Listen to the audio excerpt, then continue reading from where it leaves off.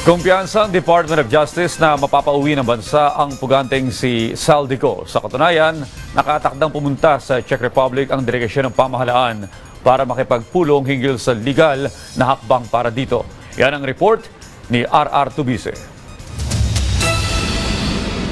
Well, I'm 99% confident mapapabalik natin si former Congressman Saldico. Yan ang naging pahayag ni Justice Secretary Frederick Vida kaugnay sa planong pagpapabalik sa Pilipinas kay dating Congressman Zaldico.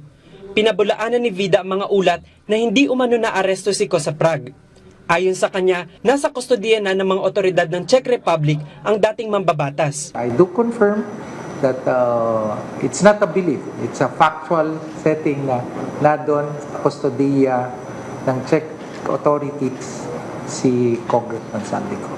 Sinabi rin ni Vida na matagal nang nagsimula ang mga hakbang ng pamahalaan para mapabalik si Ko sa bansa matapos lumabas ang mga warrant of arrest laban sa kanya. Ang unang top option, pinakamabilis yung deportation. Diba? Isa ring option is yung extradition. Pupunta sa Czech Republic ang delegasyon ng pamahalaan ngayong linggo sa pangunguna ng DOJ upang makipagpulong sa mga otoridad doon at plantsahin ang mga legal na hakbang. Layunin nilang masiguro ang maayos na pagpapauwi kay Ko sa Pilipinas. Binigyang diin din ni Vida na may mga panuntunan ang European Union pagdating sa data privacy. Kaya hindi madaling makakuha ng dokumento o litrato na may kaugnayan kay Ko. Ito po yung isang pinangawakan. Kasi alam natin na sa Czech Republic hindi rin nila kinokonsente ang korupsyon.